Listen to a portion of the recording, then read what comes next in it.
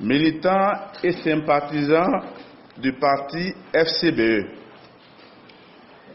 Depuis quelques mois, le monde entier traverse une crise sanitaire à nulle autre pareille. Comme vous le savez déjà, la planète est confrontée à la pandémie du Covid-19. Notre pays n'en est pas épargné. À ce jour, selon les informations officielles, le Bénin connaît 26 cas, dont 5 ont déjà recouvré leur santé et 20 encore sous traitement, et malheureusement un cas de décès. C'est le lieu pour nous de nous incliner devant la mémoire de cette compatriote et formuler nos sincères condoléances aux familles éplorées. Aux patients encore sous traitement qui continuent la lutte contre ce virus, nous les exhortons au courage afin que leur rétablissement soit prompt. Quant au reste des populations béninoises, nous les invitons au respect des gestes barrières universellement connus pour éviter la propagation de la maladie.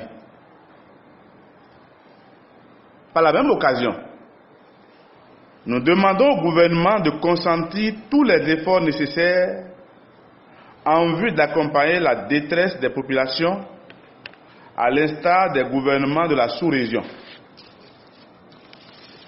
Mesdames et messieurs de la presse, militants et sympathisants du parti FCBE, au petit matin du 5 avril 2020, le message du président Boni Yayi a retenti comme le tocsin annonçant son retrait du parti FCBE, son propre parti.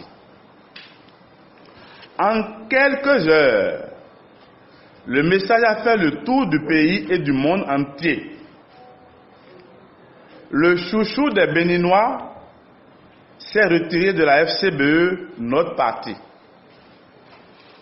Cette nouvelle a bouleversé des centaines de milliers de militants du nord au sud, de l'est à l'ouest. Ce retrait, acté depuis septembre 2019 par les négociateurs clandestins du récépissé du parti, vient d'être obtenu. Face à cette situation, nous, responsables attachés à la ligne politique de la FCBE, issus du congrès constitutif des 10 et 11 février 2018, à Parakou, rendons un vibrant hommage à cet homme de paix pour tant d'efforts fournis en vue de réconcilier la famille FCBE malgré les multiples humiliations faites à sa personne, notamment, premièrement, pour l'obtention du récépissé qui nous était déjà dû, les camarades n'ont pas hésité de dépouiller le président d'honneur Boni Yayi de ses prérogatives alors que celui-ci était parti se faire soigner à l'étranger après 52 jours de séquestration à son domicile suite aux tristes événements post-électoraux de mai 2019 ayant causé la mort de bon nombre de nos compatriotes. C'est donc ce moment que les camarades putschistes ont choisi pour le poignarder dans le dos. Ainsi, l'homme qui a contribué au rayonnement de la FCBE dans le firmament politique béninois des années durant n'avait plus, selon les tests modifiés, aucun pouvoir dans le parti. Cela témoigne déjà de leur volonté de le renvoyer de son propre parti. Deuxièmement, après plusieurs semaines de médiation en vue de rétablir la paix et la concorde au sein du parti, malgré qu'à plusieurs reprises, le président d'honneur nous a imposé leur proposition de sortie de crise, comme un serpent de mer, les camarades ont tourné le président Boni Yayi en bourrique, refusant de répondre à plusieurs reprises à son invitation. Il faut souligner que le protocole d'accord qui devrait sanctionner les négociations n'a jamais été signé parce que les rendez-vous pris au domicile du président Boni Yayi n'ont pas été honorés par nos camarades parce que, disent-ils, Paul Hunkwe était insaisissable. Troisièmement, à la date d'aujourd'hui, le président Boni Yayi n'a jamais reçu ni le récépissé, ni les statuts et règlements intérieurs certifiés du parti, pourtant demandés à maintes reprises au seigneur du parti. Plusieurs fois, ils ont transmis des documents au président d'honneur qu'ils ont jugés faux par la suite. 4. Le 10 février 2020, le président Boni Yayi a rencontré en son domicile les coordonnateurs et secrétaires exécutifs des structures communales du parti. Dans le communiqué les invitant, il était prévu que la rencontre se tienne au siège du parti à Gbedjoro-Mende ici. Non seulement M. Hunkwe a appelé au boycott, mais il a eu l'outrecuidance d'envoyer des policiers au siège pour empêcher la rencontre. Au même moment, sur la chaîne de télévision Canal 3, M. Théophile Yarou prétendait que l'invitation du président d'honneur manquait de courtoisie envers les premiers responsables du parti et qu'il ne serait pas qualifié pour inviter les responsables à divers niveaux du parti. 5. Dans le cadre des élections communales et municipales de mai 2020, le président d'honneur Boni Yayi a envoyé la somme de 18 150 000 francs CFA au trésorier général du parti pour servir de caution à tous les candidats de la liste FCBE. Contre toute attente, les nouveaux patrons du parti ont estimé que les dispositions sont déjà prises pour le paiement de la caution et ont donc rejeté purement et simplement l'offre du président d'honneur. 6.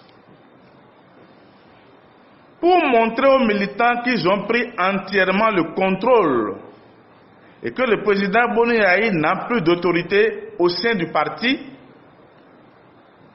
ils ont systématiquement sorti de la liste des candidats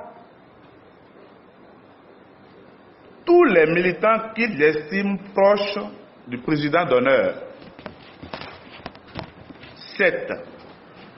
Répondant au message de l'ancien président de la République, dans une insolence caractérisée, Paul Hunkwe déclare à la presse ne pas avoir reçu la lettre de démission de celui-ci. Face à toutes ces humiliations, qui montrent à suffisance que le président d'honneur n'avait plus de considération dans son propre parti, qui est désormais pris en otage par une minorité, ses anciens plus proches collaborateurs, le docteur Boni Yahi n'avait d'autre choix que de se retirer. Par ailleurs, dans le souci de faire participer le parti FCBE aux élections communales et de les gagner, nous, membres majoritaires du bureau exécutif national, avons consenti d'énormes sacrifices en acceptant les propositions venant de nos camarades du camp Humpé. Malheureusement, les accords, les propositions, les suggestions issues des négociations n'ont jamais été respectées. Nous n'en voulons pour preuve que le protocole d'accord issu de la dernière médiation avec les sages et notables du Borgou, que nous remercions au passage, protocole qui n'a jamais été respecté. Le comité national de candidature a été contourné dans toutes les prises de décision et la liste n'a pas été consensuelle, car pilotée par le trio Humpé, Yarou et Garba. Le dépôt de la liste à la Sénat a été fait à la sauvette. À l'arrivée, plusieurs responsables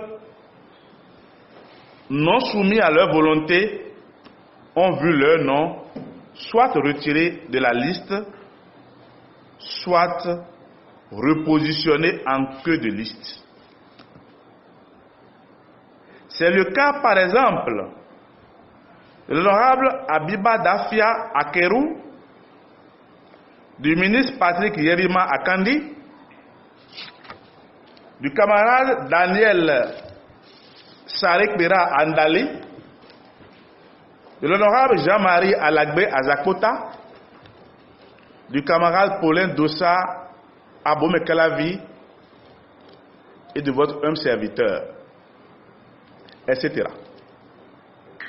Dans le même temps, les responsables autoproclamés se sont positionnés tête de liste dans leurs circonscriptions respectives, notamment à Bembereke, Théophile Yarou, suivi de Yaya Garba, à Lobogo, Paul Humpé, à Malanville, Idrissou Bako, à Sori, Sani Gounou, à Ndali, Chabi Baguera, à Kerou, Abdel Aziz Brissot, à Parakou, Issifou Amadou, etc.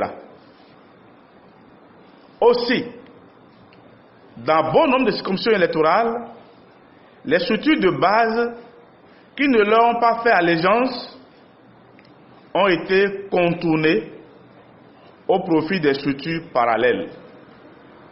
À titre illustratif, on peut citer la Takura, les collines, le littoral, le Mono, le Koufo, l'Atlantique, l'Ouémé, le Zou. Vous comprenez donc que la liste déclarée à la Sénat n'est pas celle venant des structures du parti FCBE dans la majorité des cas.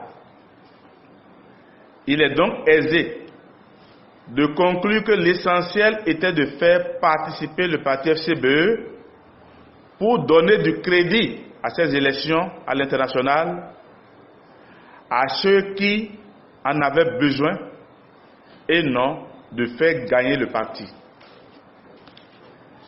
Mesdames et messieurs de la presse, eu égard à tout ce qui précède, nous faisons note la déclaration du président d'honneur, son Excellence le Dr Boni Yahi, du dimanche 5 avril 2020. À ce titre, nous nous désolidarisons de cette mascarade orchestrée par le clan Humpé, Yarou et compagnie et annonçons ici maintenant notre démission dans toute association avec ces derniers. Nous invitons les structures de base à se démarquer clairement à leur tour des agissements des usurpateurs et de se tenir prêts à recevoir les nouvelles directives qui leur parviendront incessamment. Une fois de plus, nous assistons à l'organisation d'élections non inclusives. Militants et sympathisants, la flamme allumée à Parakou les 10 et 11 février 2018 ne s'éteindra jamais.